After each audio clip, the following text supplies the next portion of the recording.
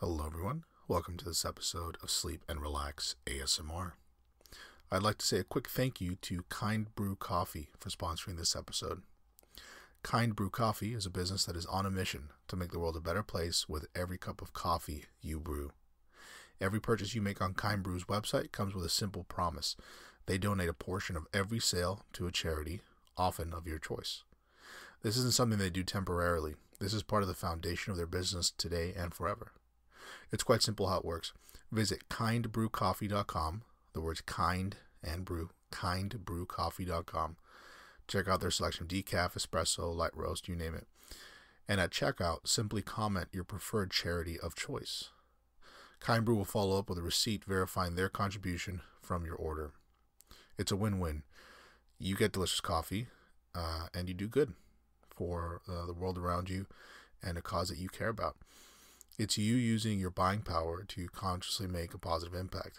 And by the way, the coffee is delicious. I personally drank an espresso shot right before recording.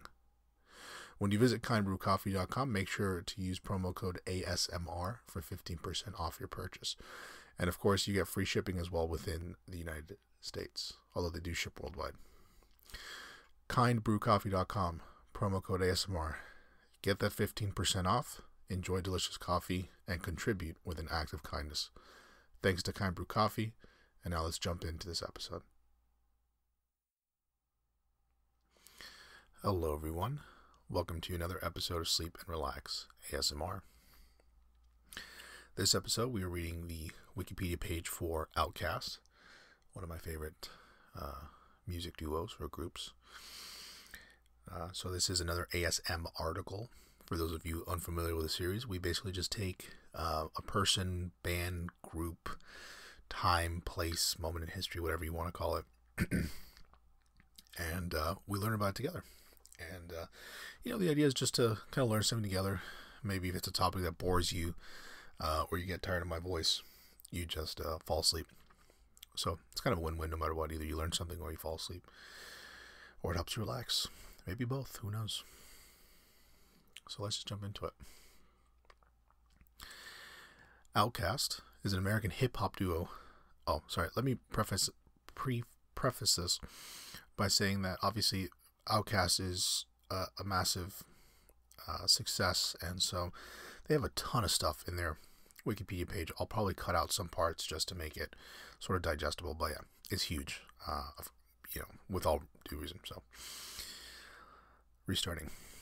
Outkast is an American hip-hop duo formed in 1991 in East Point, Georgia, composed of Atlanta-based rappers Andre Benjamin, also known as Andre 3000, and Antoine Big Boy Patton. The duo achieved both critical acclaim and commercial success in the early 90s and early 2000s, helping to popularize Southern hip-hop while experimenting with diverse genres such as funk, psychedelia, jazz, and techno. Benjamin and Patton formed the group as high school students in 91. Outkast released their debut album, Southern I've actually never read this whole thing out loud to myself. Southern Playalisticadelic Music. It's literally all one word. In 1994, which gained popularity after single Players Ball reached number 1 on the Billboard Hot Rap Tracks chart. With successive releases including it's ATLians, I guess, 96, and Aquemini. I've never had to read. Never even thought about how to actually pronounce their albums. In 98, the duo further developed their sound, experimenting with a variety of styles and achieving commercial success in 2000. In 2000, Outkast released the critically acclaimed Stankonia, which included singles Miss Jackson, Sorry Miss Jackson, and B.O.B., Bombs Over Baghdad. In 2003, the duo released a double album, Speakerboxx / The Love Below, which is just amazing. I remember that being one of the... I just remember being so in awe of the fact that it's basically, one album set, let's say, but obviously 2 separate albums. And I couldn't get over how amazing it was that Speakerboxx was a little bit more, a little bit heavy hitting, whereas The Love Below was obviously a little bit softer, a little bit more melodic, I guess. I'm obviously not a music reviewer, and I don't have an appreciation for music the same way that I'm sure some of you may have. But I was just, younger and just thinking, like, this is like perfection. It's like everything that I want at any time is here. Something that's like a little bit funkier, or something that's a little bit slower paced, something that just has like a fun beat to it. Just amazing. And obviously, continuing on, Speakerbox / The Level Below featured the #1 singles Hey Ya, Hello, The Way You Move, and the album would eventually win the Grammy Award for Album of the Year and was certified Diamond by the Record Industry Association of America. Outkast next released the soundtrack for the 2006 musical film Idlewild, which they also starred in. In 2007, the duo went on hiatus, and both members have since pursued solo careers. In 2014, Outkast reunited to celebrate their 20th anniversary by performing at more than 40 festivals worldwide. In 2014, beginning at the Coachella Festival in April. The duo is one of the most successful hip-hop groups of all time, having received 6 Grammy Awards. Between 6 studio albums and a greatest hits release, Outkast has sold over 25 million records. Meanwhile, they have garnered widespread critical acclaim with publications such as Rolling Stones and Pitchfork Media listing albums such as Aquemini, I actually don't know, and Stankonia among the best of their era. History: 1991 through 95, formation and debut. Benjamin and Patton met in 91 at the Lenox Square shopping mall when they were both 16 years old. The two lived in the East Point section of Atlanta and attended Tri-Cities High School, an arts-based academy. During school, Benjamin and Patton participated in rap battles in the cafeteria. Benjamin's parents were divorced and he was living with his father. Meanwhile, Patton had to move with his 4 brothers and 6 sisters from Savannah to Atlanta. Benjamin and Patton eventually teamed up and were pursued by Organized Noise, a group of local producers who would later make hits for TLC. The duo initially wanted to be called Two Shades Deep or The Misfits, but because those names were already taken, they later decided to use Outkast, based on finding Outkast as synonym for misfits in a dictionary.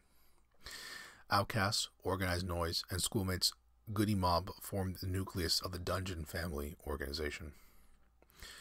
Outkast assigned to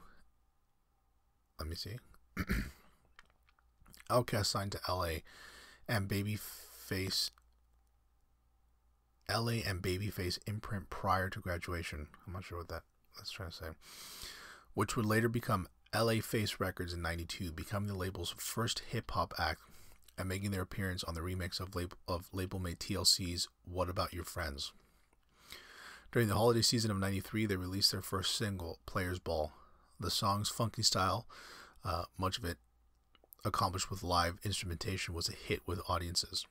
Players Ball hit #1 on the Billboard Hot Rap Tracks chart, and Players Ball also topped the R&B charts for 6 weeks.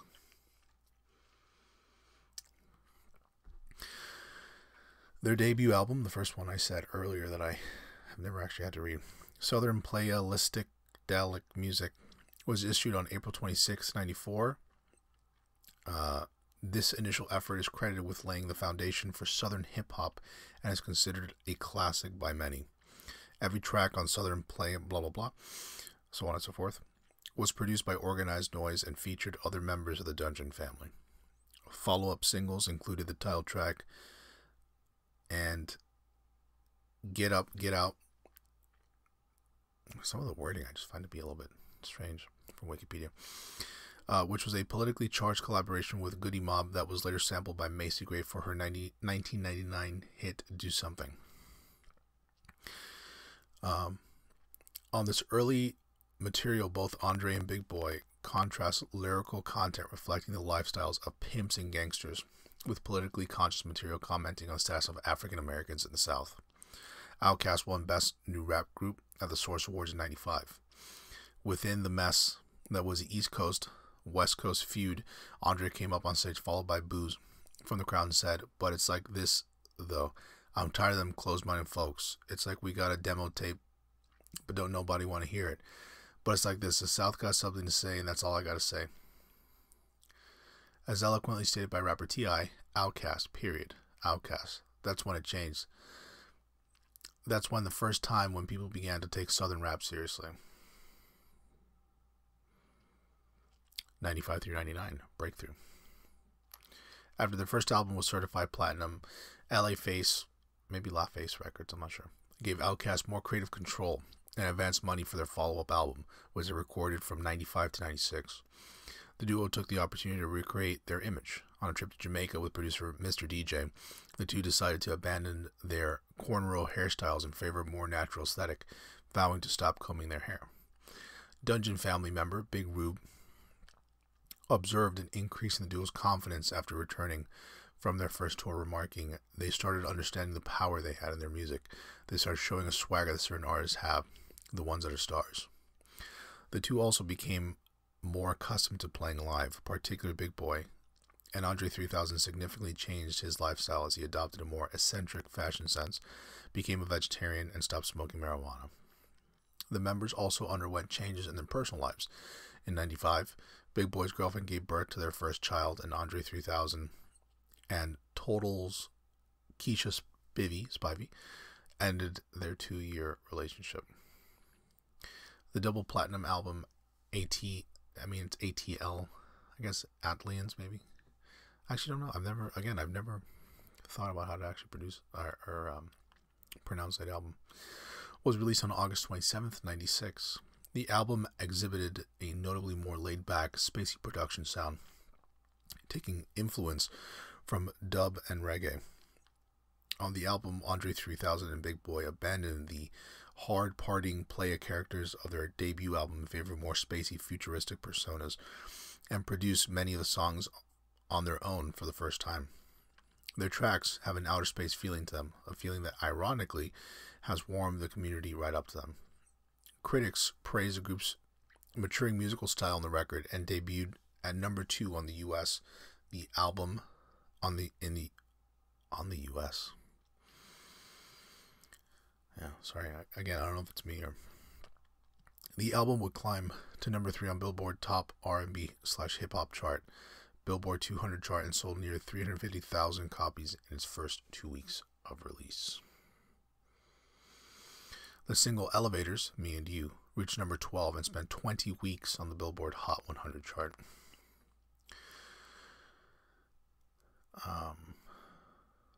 For this album, Outkast joined with partner David Mr. DJ Sheets to form the Earth Tone 3 production company, which allowed the group to produce some of their own tracks. ATLians was the group's second top 40 single following Players Ball from their first album, and reflected the beginning of Andre's increasingly sober lifestyle. No drugs or alcohol so I can get the signal clear. He rhymes about himself in the single. Outkast's third album, Aquemini, maybe, was released on September 29th, 98. It was also certified double platinum and reached the number 2 position on the Billboard 200 album chart in the USA. Its title was a combination of the zodiac signs of Big Boy, an Aquarius, and Andre, a Gemini. Aquemini, I guess is how you say it then. Producing more material themselves, both Big Boy and Andre explored more eclectic subject matter, delving into sounds inspired by soul, trip-hop, and electro music. The album featured production by Organized Noise and collaborations with Raekwon, Slick Rick, funk pioneer and musical forebear George Clinton, and Goody Mob. Outkast forged the connection between hip-hop and the Black freedom struggle with their controversial song Rosa Parks featured on the album. 2000 through 2001, Stankonia and Greatest Hits. Originally titled Sandbox, the pair's fourth album, Stankonia, was released in October 2000 to positive reviews. The album was seen as a change in the group's musical style, as that it had more commercial and mainstream appeal compared to their previous 3 albums, which were darker and deeper. It debuted at number 2 on the Billboard 200 in the US and would eventually be certified quadruple platinum. Stankonia's first single was B.O.B., Bombs Over Baghdad, a high-tempo influenced record. The second single, Miss Jackson, literally maybe my most favorite song ever. Maybe it's up there. Maybe it could be. like in terms of just pure listenability, like it doesn't matter the time, the day, the mood, it doesn't matter the season. It's like if that song comes on, or if I think about it, I'll always play it, either driving or when I'm out for a walk or whatever. So let me repeat. The second single, Miss Jackson, combined a pop hook with lyrics about divorce and relationship breakups. In particular, Andre's breakup with singer Erykah Badu. The titular Miss Jackson character being a doppelganger for Badu's mother. It was at this time that Andre changed the stage name to the current Andre 3000, mostly to avoid being mixed up with Dr. Dre. Makes sense. The single became their first pop hit, landing the number 1 position on the Billboard Hot 100 chart and the number 2 position on the UK singles chart. The album's final single was the Organized Noise produced So Fresh So Ain't Nobody Do. Yeah, I don't know why I'm trying to sing it as if I'm as if you listen so you can hear me sing. So Fresh So Clean, featuring a credited guest appearance from regular guest vocalist and Organized Noise member Sleepy Brown, and garnered a remix featuring Snoop Dogg. Pitchfork named Stankonia the 4th greatest album released between 2000 and 2004 in its 2005 feature. Later on, the webzine selected Stankonia as the 13th best album of the 2000s, and B.O.B. was chosen number 1 song of the decade by the same webzine. In December 2001, Outkast released the greatest hits album Big Boy and Dre Present Outkast, which also contained 3 new tracks. One of these new tracks was a single, The Whole World, which won a 2002 Grammy Award for Best Rap Performance by a Duo or Group. Killer Mike was also featured on the song, gaining some exposure among areas outside of his native Atlanta. The other 2 new songs were called Funkin' Around and Moving Cool, the after party. 2002 through 2004, Speaker Box / The Love Below.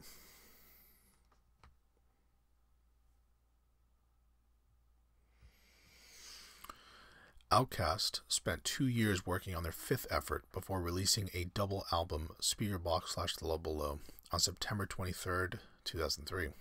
It is essentially 2 solo albums, one by each member, packaged as a single release. Packaged as a single release under the Outkast banner. The 2 members also appear and co-produce on each other's discs for a few songs apiece. Big Boy's Speaker Box is largely a funk and dirty South blended party record. Andre 3000's The Love Below features only brief instances of hip-hop, presenting instead elements found in funk, jazz, rock, electronic music, and R&B. The album is also Outkast's biggest commercial success yet, having debuted on the Billboard 200 albums chart at number 1 and stayed there for several weeks. The album eventually sold over 5 million copies, and as double album sales count double for Recording Industry Associations of America certification, the album was certified diamond for 10 million units shipped in December 2004. That is crazy. 10 million. Its latest certification in May 2006 reaches 11 million copies in shipping. It's absolutely crazy. The first 2 singles from the albums, which were released nearly simultaneously, were Big Boy's The Way You Move and Andre 3000's Hey Ya.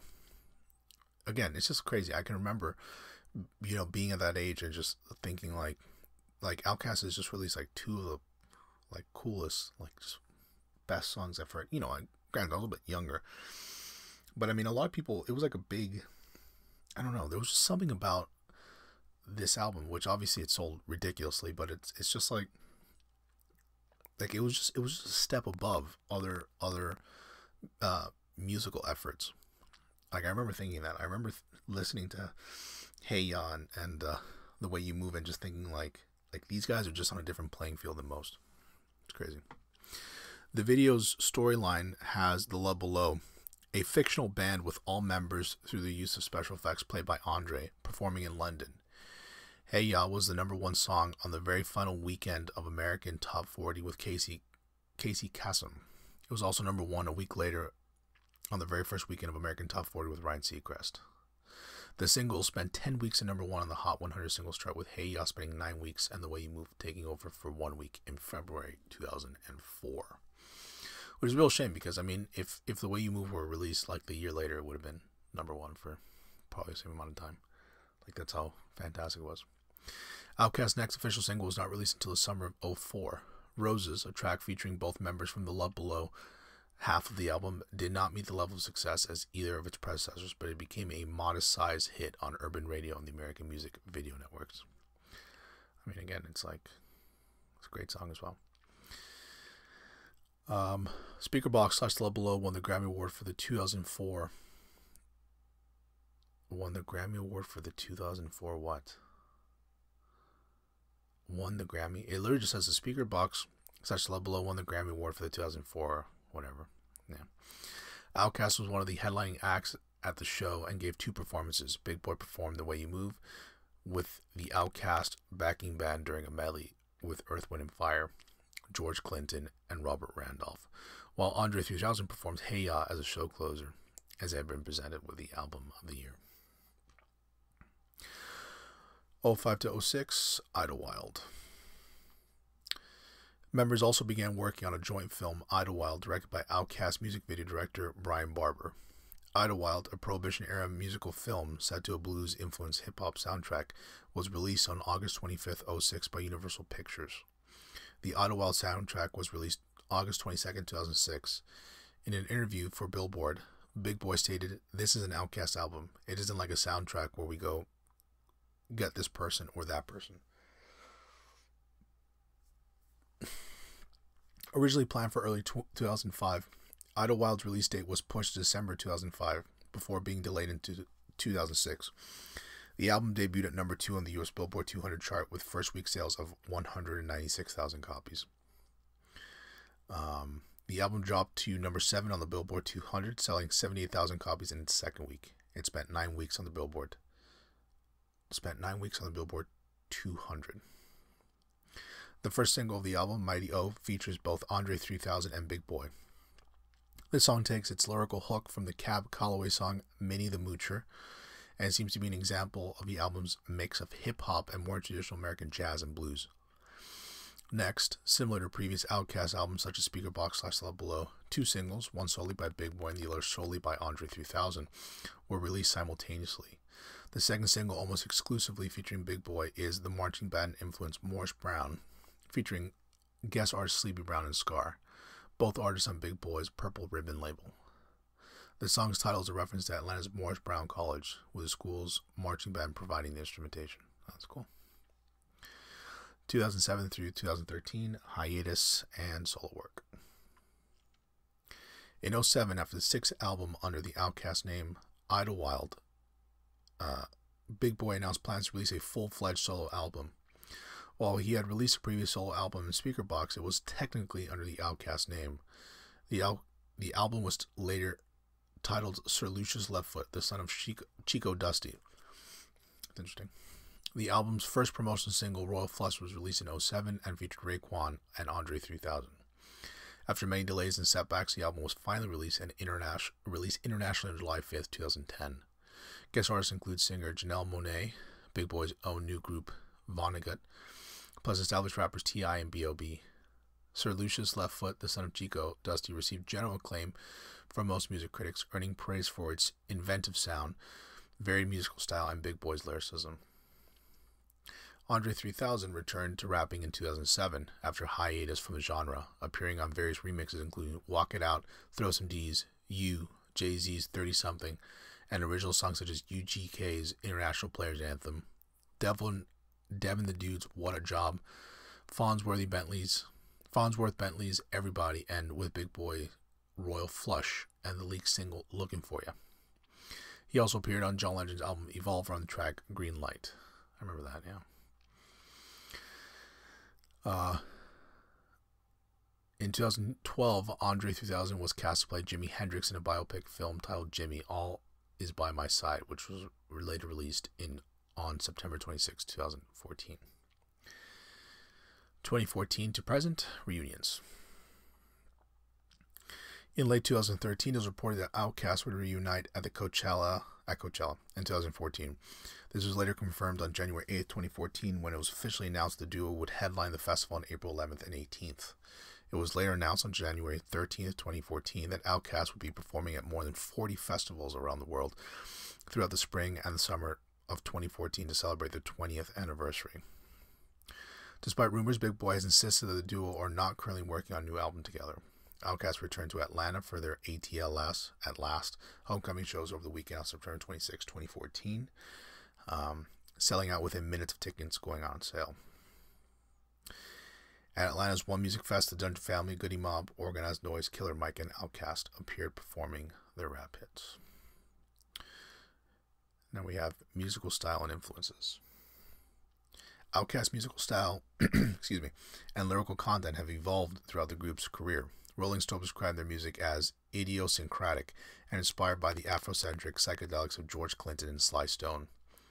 The band's debut album, the really long one that I can never pronounce, analog elements such as Southern-style guitar licks, languid soul melodies, and mellow 70s funk grooves. It also features digital hip-hop production elements such as programmed snare beats, booty bass elements, ATLians, and Aquemini. I just forgot how I agreed I was going to say it. Gemini. Aquemini, whatever. Feature outer space influence production with echo and reverb effects. With Stankonia, Outkast became the first hip-hop act to openly acknowledge rave culture as an influence. Stankonia Speaker Box / The Love Below would draw on sources such as psychedelia, gospel, funk, techno, soul, electro, and rock music. One central motif of Outkast songwriting is a duality of the two members and their different personalities, with Big Boy as the player and Andre 3000 as the poet. Big Boy generally covers the more conventional hip-hop topics such as his childhood in the South, sex, and partying, while Andre 3000 discusses more unorthodox themes. In contrast to much of hip-hop music in the late 1990s, Outkast did not tone down its southern regional qualities, like the harmonica break on Rosa Parks and distinctive Atlanta slang and diction throughout.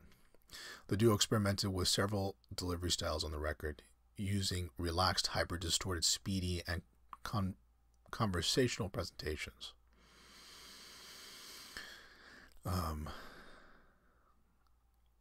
In his book, Classic Material, The Hip-Hop Album Guide, Oliver Wang writes that songs such as Slum Beautiful and Toilet Tisha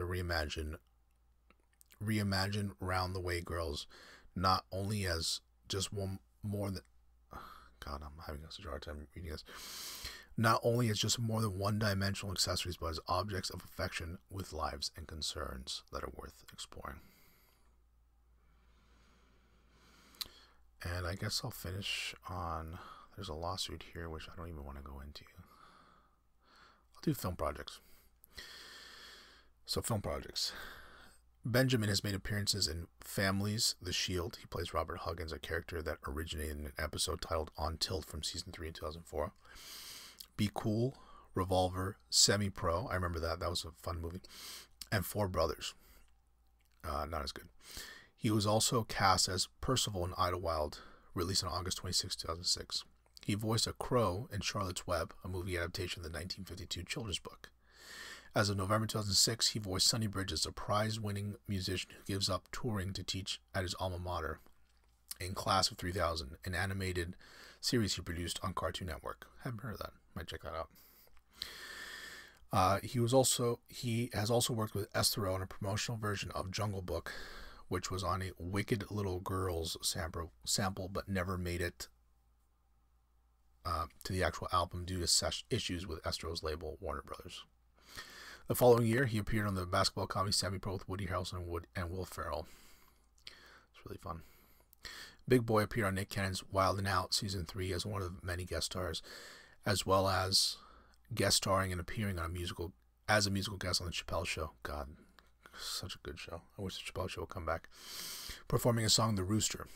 He is currently reaching more into acting, having appeared in T.I.'s film ATL, Outkast film Idlewild, and starring in Who's Your Caddy. He appeared in the Law & Order Special Victims Unit episode Wildlife, which aired November 18th, 2008. Big Boy played hip-hop artist Got Money. God's Money. And that's it. Hope you guys learned something today, including the fact that I don't know how to pronounce most of Outkast albums. If you have a suggestion for another ASM article, something you'd like me to read about, send an email to hello@sleepandrelaxasmr. You can always check out our website, sleepandrelaxasmr.com. That's all for this episode. Thanks as always for listening, and take care.